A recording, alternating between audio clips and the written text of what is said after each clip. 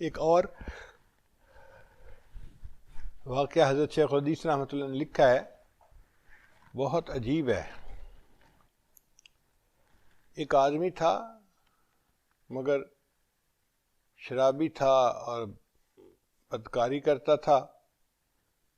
ایک مرتبہ اس نے اپنے غلام کو 4 دینار دیے اور کہا کہ یہ 4 دینار لے جاؤ اور بازار سے فلاں چیز لے کے آؤ۔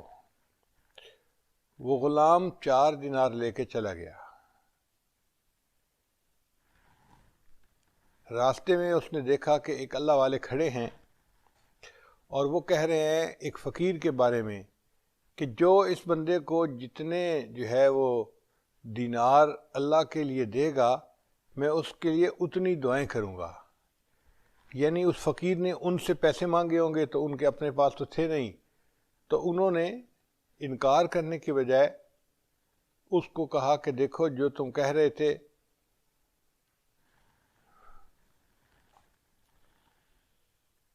تو اس فقیر نے کہا کہ آپ مجھے کچھ پیسے دیں، تو اللہ والے نے کہا کہ میں تمہیں پیسے تو دے نہیں سکتا، البتہ میں لوگوں کو کہتا ہوں اگر کوئی تمہیں پیسے دے گا تو میں اس کے لیے دعائیں کروں گا۔ چنانچہ وہ بزرگ بار بار کہہ رہے تھے جو اس فقیر کو جتنے پیسے دے گا میں اس کے لیے اتنی دعا کروں گا۔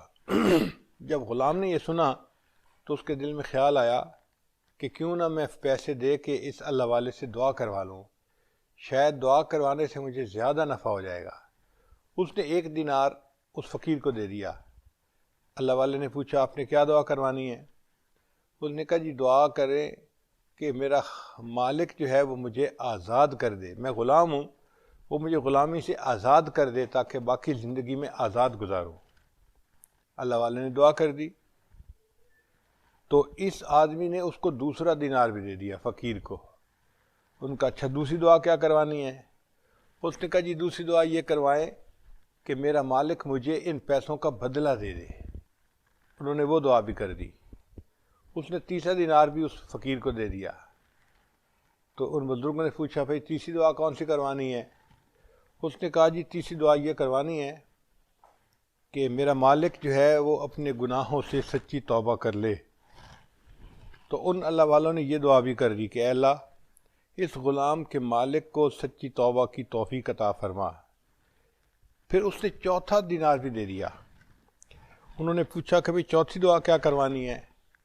اس نے کہا جی کہ چوتھی دعا یہ کر دیجئے کہ اللہ تعالیٰ میری اور میرے مالک دونوں کے سب کے گناہوں کی بخشش فرما دے۔ اللہ والے نے یہ دعا بھی کر دی۔ اب غلام 4 دینار اس فقیر کو دے کے واپس گھر آیا۔ وہ دل میں ڈر رہا تھا کہ میں جاؤں گا اور مالک کو بتاؤں گا کہ تمہارا سامان لینے کی بجائے میں نے وہ پیسے ایک فقیر کو دے دیے تو مالک ناراض ہوگا، مجھے سزا دے گا۔ لیکن اللہ کی شان دیکھیں کہ جب وہ گھر آیا تو مالک نے اس سے پوچھا کہ بھئی تم نے دیر کیوں لگائی؟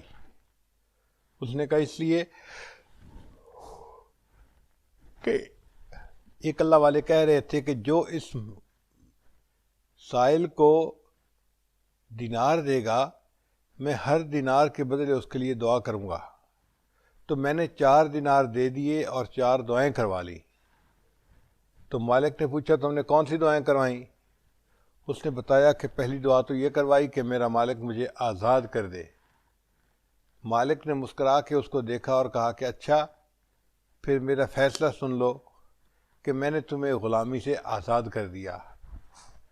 پھر اس نے پوچھا دوسری دعا کون سی کروائی تھی؟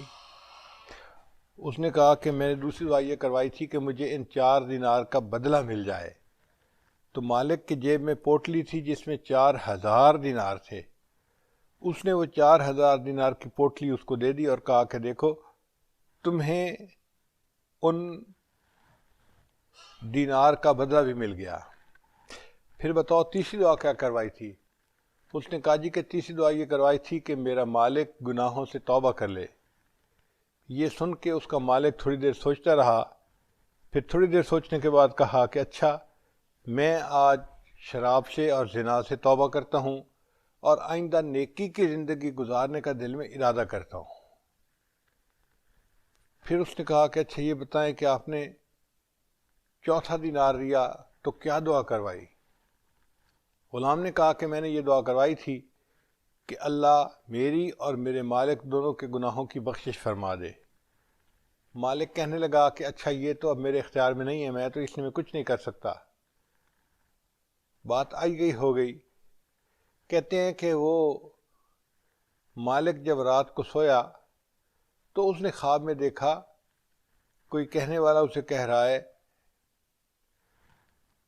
کہ جب تم نے وہ سب کام کر دیے جو تم کر سکتے تھے تو کیا تم یہ سمجھتے ہو کہ ہم وہ کام نہیں کریں گے جو ہمارے ذمہ ہے؟ ہم نے تمہارے دوست کی، تمہارے مالک کی، سب کے گناہوں کی بخشش فرما دی۔